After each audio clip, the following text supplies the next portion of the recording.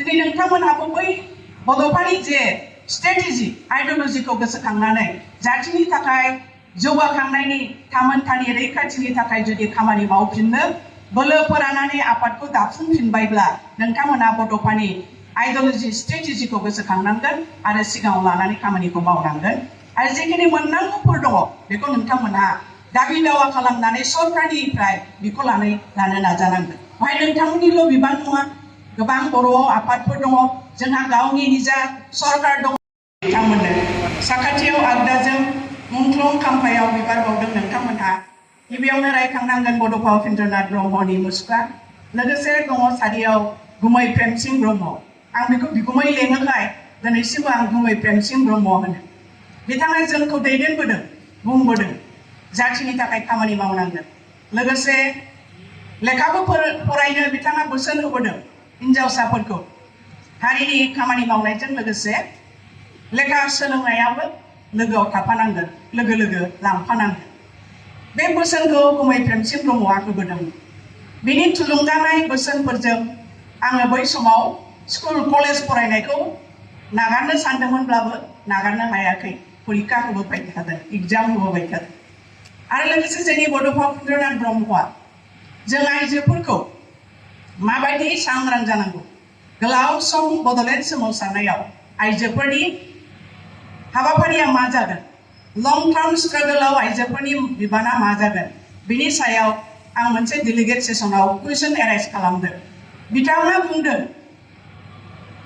मोनसे हारिनि थाखाय हाबा मावनांगौआ, जाथिनि थांनाय थैनायखौ लानानै हाबा मावनांगौआ खालि बर' हौवाफ्रा, बर' समाजनि बर' हौवाफ्राल' हारसिङै मावबा जानाय नङा, बेवहाय आइजोफोरनिबो बिब' बिनानावफोरनि हेफाजाब आरो मदद नांगोन।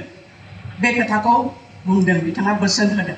बासबारियाव मोनसे डेलिगेट सेसन जानानै थांदोंमोन, इडिट कनफारेन्स 1987 जि कनफारेन्स, बे कनफारेन्सआव जोङो 7 बर' आइजोआ डेलिगेट महरैहाय बाहागो लाहैदों। बेवहाय बिथाङा जोंनो माखासे बोसोन होलांदों। हयथ' आइजोफ्रा मालाबा मेसेन्जार जानानै बै समनि जारिमिनारि बिरगोस्रि गाम्बारि सिख्ला बायदि मैयानि थुलुना होनानै रुजुनानै बर' आइजोफोरखौ खामानि मावनो थाखाय जानजि खाफ्रा होदों।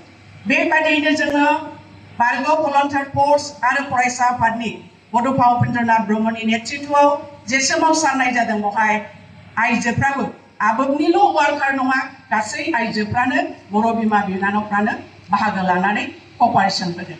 बेबायदियैनो आदा सानसुमा बिनि दैदेननाय, बिथांनि दैदेननाय बोसोन हेफाजाबखौ जोङो मोनबोबाय थादों आरो बेबायदिनो जोङो खौसेयै भलन्टियार फर्सजों जोङो खामानि मावबोफादों।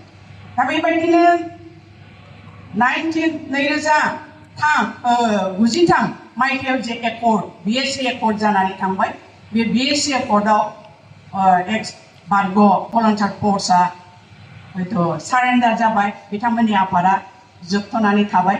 बेबायदिनो आइजो आफादा बिथांमोनखौ जों रंजा बाजायै आं निजे सिम्बोलगावनिफ्राय बिथांमोनखौ बरायनानै लायदों, सारेन्डार खालामनो थाखाय बिबार माला गानहोनानै बिथांमोनखौ दायासिम देबरगावआवहाय लानानै फैदों।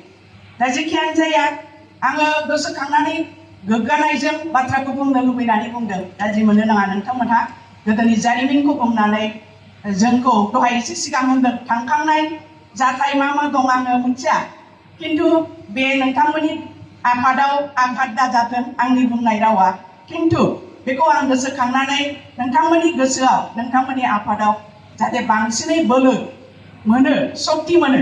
नोंथांमोनहा दिनै जे आफादखौ रिभाइभ खालामफिनबाय, माने दाफिनबाय, बे निश्चय माबा मोनसे थांखि दङ नोंथांमोनहा, जाथिनि थाखाय मावजोबनो हायै थांखिफोरखौ मावफुंनो थाखाय नोंथांमोनहा दिनै बे भलन्टियार फर्सखौ मोगथां महर होफिनदों। निश्चय नोंथांमोनहा गोबां रिजलिउसन थांखिफोर दिनै एडप्ट खालामदों डेलिगेट सेसनाव, बे थांखि बादियै नोंथांमोनहा खामानिखौ मावलांगोन। आरो आं मोनसे खोथाखौ गोसोखांबावनो लुबैदों, बड'फा उपेन्द्रनाथ ब्रह्मआ आइजोफोरखौ आन्दलन समाव आलायाथानि जाजानो बादोंमोन, निरापत्तानि गेजेरजों खामानिफोरखौ माव, नोंसोरो हारसिङै हाला आलायाथानि साफा दाफा जानो नाङा, जयै नोंथांमोनहा खामानिखौ मावनांगोन होननानै साजेसन होदों। माब्लाबा जोङो साइकेल सालायनानै लाइजाम हैदों, माब्लाबा बेबायदिनो थाबायनानै थांदों, बेबायदिनो मोनसे साहस होबोदों। भलान्टियार फर्सनि बिदा फंबाय बिथांमोननो गोसोखांहोदों। जोङो जुदि बै स्ट्रेटेजिखौ गोसोखांनानै दिनैनि भलान्टियार फर्सखौ दाफुंफिनदोंब्ला जों बेबायदिनो खामानिखौ मावनांगोन।